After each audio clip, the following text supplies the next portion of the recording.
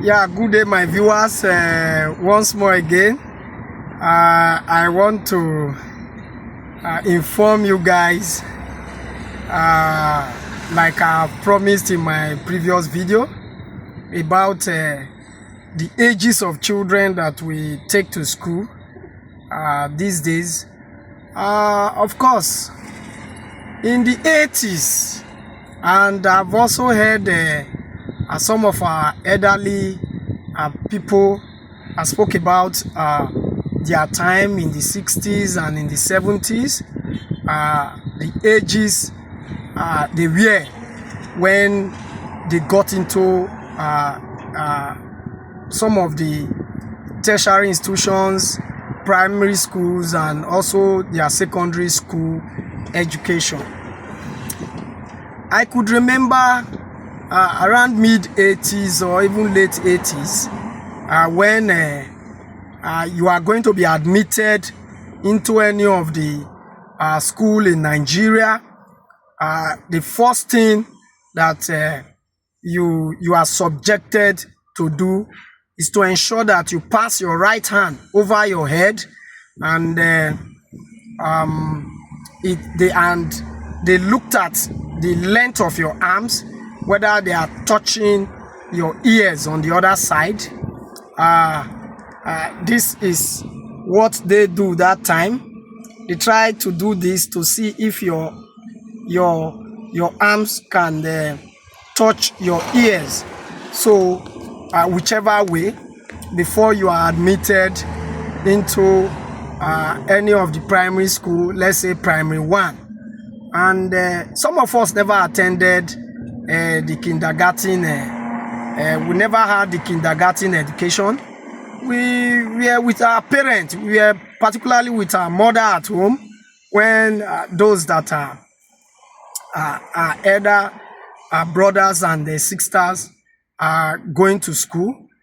We be with the mother from the ages of 1 to 7 or 6 until you are able to demonstrate what I showed in this video.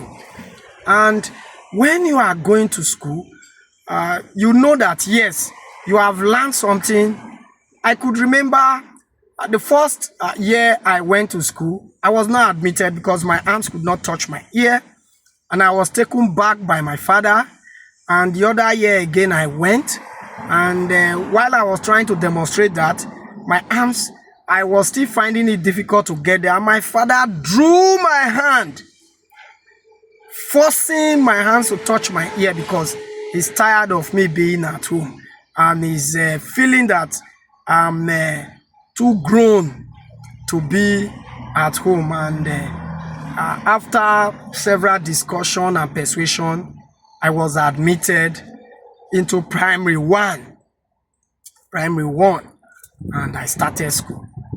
I never find it difficult to put down A, B, C, D, the 25 alphabet on my slate.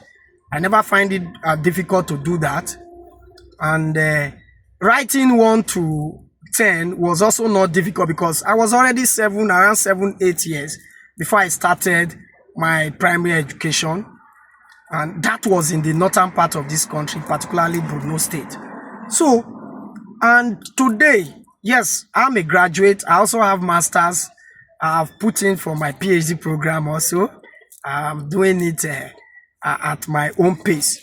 And I begin to realize that I saw a lot of meaning in that educational, pattern. Yes, of course, today, many of the kids that are getting into primary 1 today could also be 7 and 8 years.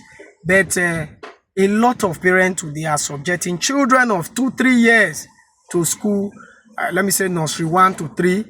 And you leave these children from 7, they wake some of these children as early as 5 a.m. to bathe them. And those that are going distance, attending distance schools, you see parents taking them, crossing several local governments and towns before they get those children. I also have so much pity for those children that are growing up in Lagos and some other populated cities in Nigeria. How their parents are able to manage their careers alongside with these children academics. And I begin to see some limitation on subjecting these little children from the age of 3, keeping them within school environment up until 5 p.m. I could remember even when I was 7 or 8, when I started schooling, I never, and I repeat, I never stayed in school up until 2 or 3 p.m. We normally close then by 1 or 1:30, and my father will come take me off the school environment. It was superb to me today. When I reflect on it, I say, no, this is a wonderful structure that was adopted by the parents in the past. But today we subject the children to because of our career. Today, a lot of parents, both the mothers and fathers, are engaging in other careers that do not have time for them to be with their children.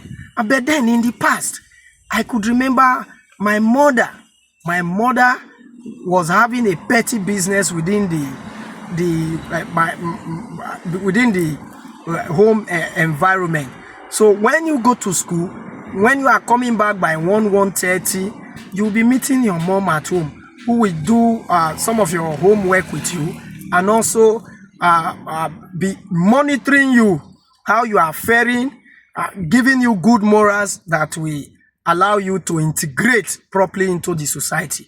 But today, most of our children spend 12 hours, if not more than, in school environment, subjecting them to rigorous learning, which are supposed to be given to children that are above 13 and 12 years.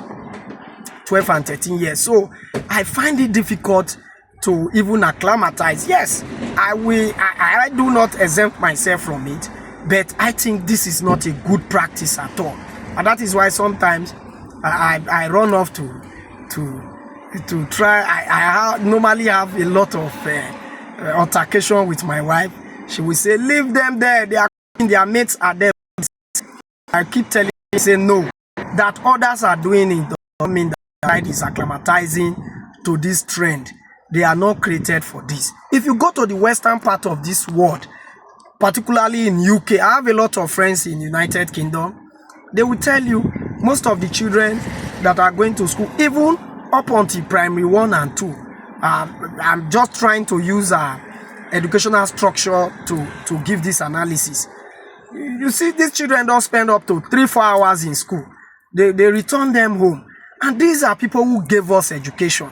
And I begin to imagine, where are we coming up with this structure that we are subjecting our children to this kind of rigorous learning habit. So I think we have a lot of comment from my viewers on my page. Let me hear you. Let me see your opinion on this debate. But particularly for myself, I think it's not a good practice at all. And I'm going to be sharing deficiencies that are associated with this structure that we are adopting within our environment in Nigeria. Ensure you share this video, and if you have not subscribed, subscribe to my channel. The best is yet to come. I am loaded and I'm waiting for you to share and subscribe. Thank you. God bless you.